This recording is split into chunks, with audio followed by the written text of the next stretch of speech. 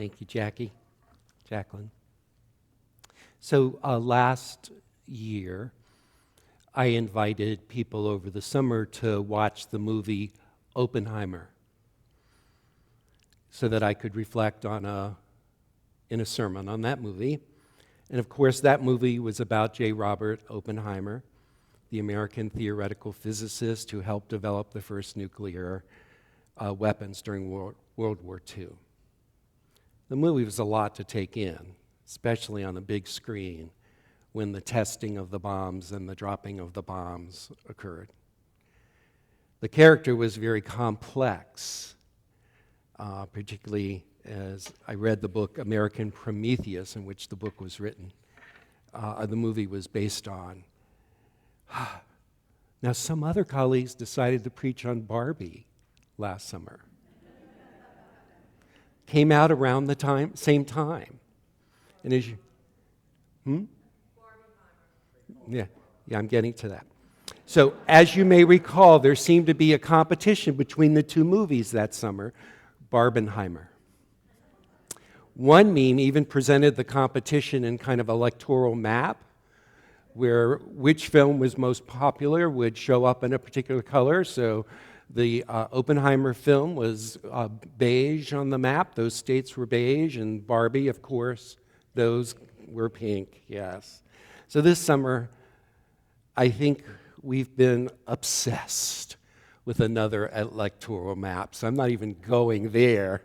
But given all this, I felt drawn towards this newish Pixar film, Inside Out 2, that came out this summer.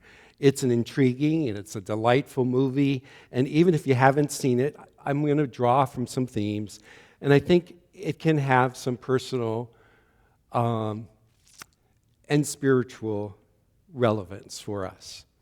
In Inside Out 2, you've just heard, we encounter the inner and the outer life of a recently turned 13-year-old girl, Riley, who was trying out for a place on the hockey team, is experiencing all the angst of adolescence, the self-consciousness as she tries to fit into a peer group, even when it causes tension with her previous friends and within herself.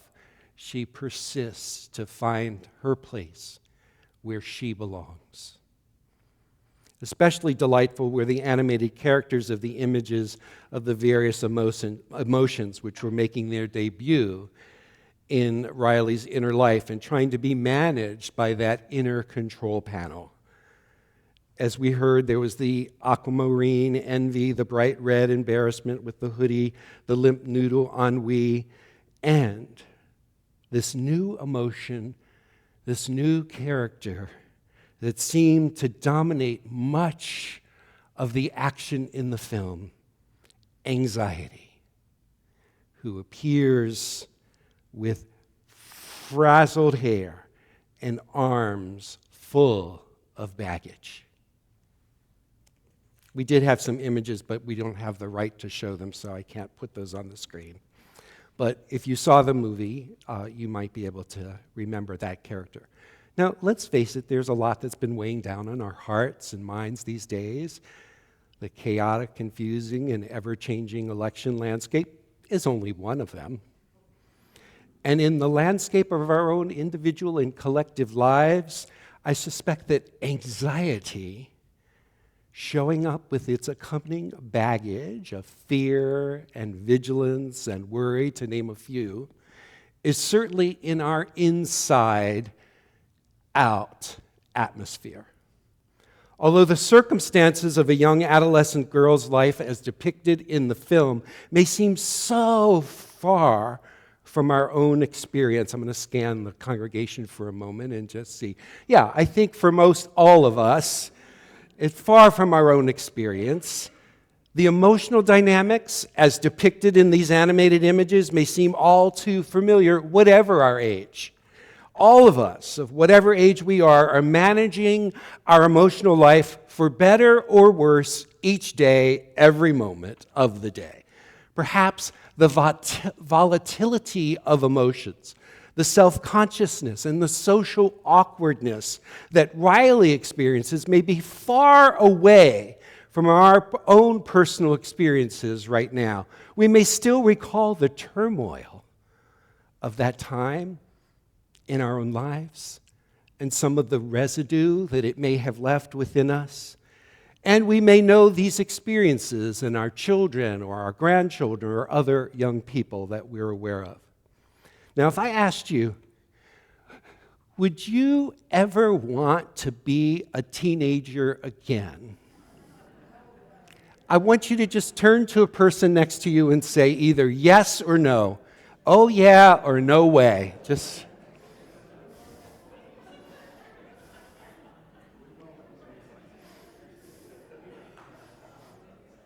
all right. Then if I ask you, would you ever want to be a teenager in this day and age? Yes or no? Speak to your... Okay. All right. How many yeses did you hear? Do we hear any yeses in the room? A few, yes, okay. All right. Great. How many of you heard mostly no's? Yeah, and there's probably a reason for that. Now, if you think adolescence doesn't really involve you anymore, I want to expand your horizon just a little bit. In describing adolescence, Dan Siegel, the pioneer in what's called interpersonal neurobiology, that will be on the exam, so remember that, points out in a wonderful book called Brainstorm, it's about the adolescent brain, that our brains grow throughout childhood, adolescence, and throughout the lifespan. And he states that the essence of healthy ways of living throughout the lifespan spell the word essence. E-S-S-E-N-C-E. The E and S stand for emotional spark. And what he's pointing out to us in his talking about adolescence is that these ways of living apply to all of us. We get a kind of ramp into it during adolescence, which he also calls adult essence. So we never lose that need to develop the essence. So ES, the emotional spark, honoring these important internal sensations that are more intense during adolescence, of course, but serve to create meaning throughout our life. So we want to always hone that capacity to recognize that emotional spark within us. Following me so far? Just say yes. Okay. The SE, in essence, stands for social engagement. The important connections that we have with others that support our journeys throughout life with meaning, meaningful and mutually rewarding relationships. Adolescents are oftentimes trying to start and find themselves in those kinds of relationships, in all of their awkwardness, all of their emotional turmoil that accompanies it. But social engagement is for us to stay alive in our essence throughout our life is an important thing to cultivate, social engagement. N, in essence, is novelty. How we seek out and create new experiences that engage us fully, stimulating our senses, emotions, thinking, and bodies in new ways and challenging ways, of course, go along with adolescence, but they're also part of our continuing development of our own essence. How many of you have had a novel experience recently? You don't have to tell us what it is. Okay, something new that you experienced. Okay, great. So that allows us to keep tapping into and honing our essence, the and in essence. And the last part of that word, essence, CE, stands for creative explorations. This is our development of our conceptual thinking, our abstract reasoning, our expanded consciousness, and it creates a gateway for us to see the world in new ways. It's definitely part of the adolescence experience. but it's also part of the essence of our human experience throughout our lifetime, to keep doing those kind of creative explorations. So it can be like a little checklist for us, that word essence. Let's review it again. Emotional spark is the ES. Social engagement, novelty, and creative exploration. Adolescence is also the adult essence of who it is that we are. Now, although adolescence or nurturing adolescence may seem so far from our experiences right now, contemporary adolescents are living in a world that's dramatically different from our own, especially in recent years. And we need to recognize this difference because we've been complicit in creating the kind of environment that adolescents are living in, and we are responsible for making adjustments that might make that experience for them much better, whatever our age. When I say we, I mean each of us individually, but also mean us as a congregation. Some of you may have heard that challenging and controversial book by John Haidt entitled The Anxious Generation, How the Great Rewiring of Children is Causing an Epidemic in Mental Health. Have you heard of that book? Yes, okay. So he makes some strong arguments here in the kind of world that we have created for our adolescents. But also, we're part of that same world, and some of the impact of that impacts us no matter what our age.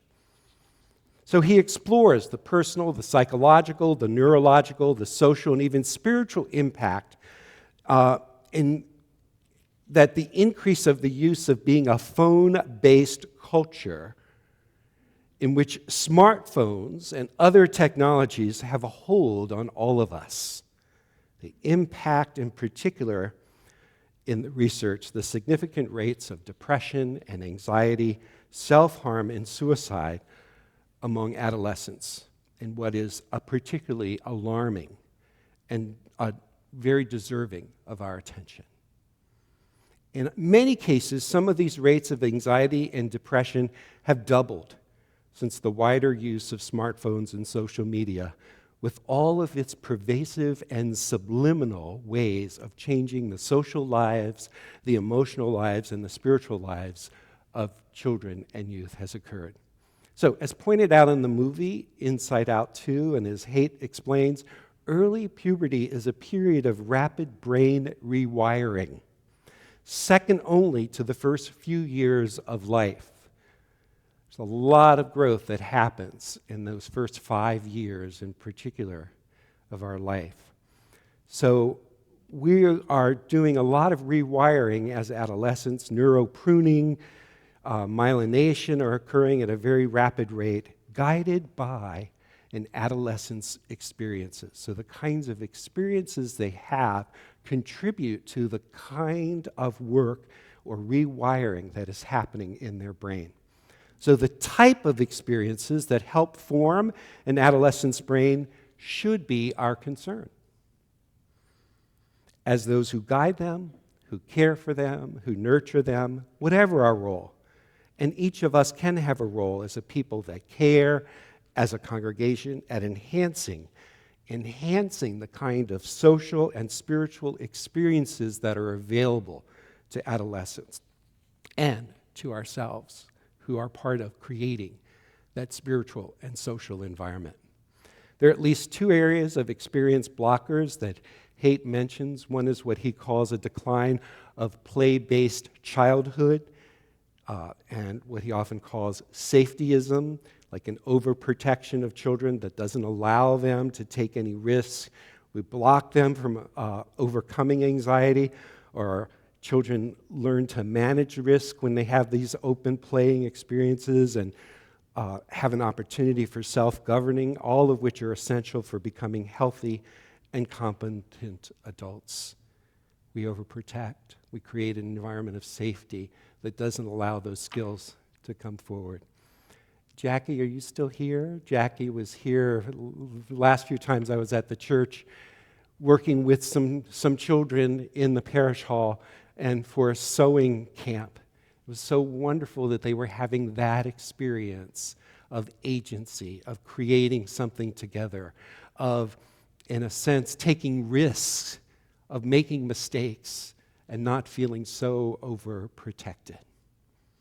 So that's just one area which I won't go into, but it's an area of blocking the kind of experiences that lead to the development of the self, both socially and spiritually for the adolescent. The other kind of experience blocker is smartphones, excessive time online. The average teen reports spending more than 7 hours a day on screen-based leisure activities, not including school and homework. Let that sink in. Some of you are in that range as well, but don't feel any. If you're feeling shame, let's just say welcome shame, everybody. Welcome shame. Okay? So think about it. Through social media, they are encountering strangers and algorithms that are impacting and shaping their own experiences rather than the real world. Following me here? Okay. So this has implications for brain development, social and emotional life, and in case you haven't already realized it, our democracy as well, because many of the things that we see influence our opinion, and we are oftentimes reinforcing those opinions, and we are living in our own world, not realizing the world can be much more complex than the posts that come on our own newsfeed. We don't have to look at the opinions or the ideas that are not, we don't have to interact with them, so we choose what to like. Now, lest you think I'm a Luddite or an anti-technology fanatic, I want to assure you that that's not the conclusion that I'm heading for. Instead, I'm with Haidt in recognizing that we can begin to make more responsible choices.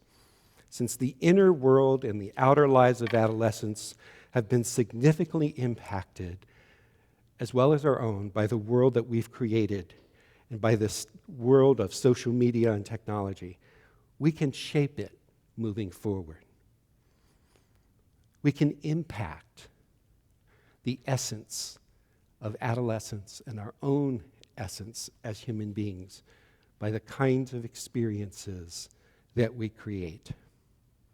For adolescents, where the opinions of peers and others is so important to understanding and developing their sense of self, the likes on social media, TikTok, Snapchat, Instagram, or Facebook can fall upon a fragile, forming self and rob them of experiences in the real social world, in nature, and in community, or even spiritual communities that enhance who we are.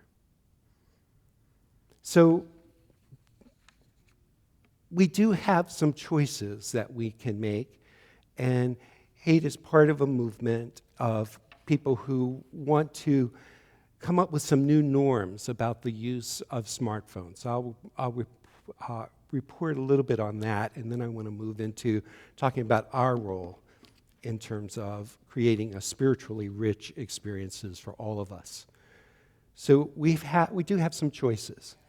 Parents have noticed that when their children or youth go away to summer camp, let's say, or in some other place visiting a grandparent for 3 weeks, and they aren't allowed, quote unquote, to use their smartphone, that the child that they encounter after those 3 weeks is very different than the child who's always looking down on their phone and interacting with that limited world. They're detoxing during that time. They're letting go of some of that dopamine from those constant pings and connections. And they discover a world that's much brighter and broader than the one that is limited by the screen. And so some parents are organizing around such things as some new norms, like no smartphones before high school. Delaying children's entry into that round-the-clock internet access Maybe they get a flip phone instead as necessary. But not before 8th or ninth grade, roughly 13 or 14. No social media before 16. When you think about kids going through their most vulnerable period of brain development, before connecting them to a fire hose of social comparison and algorithmically chosen influencers, that they have a little more sense of self. Phone-free schools, where there aren't any phones in the schools, and that has started some places.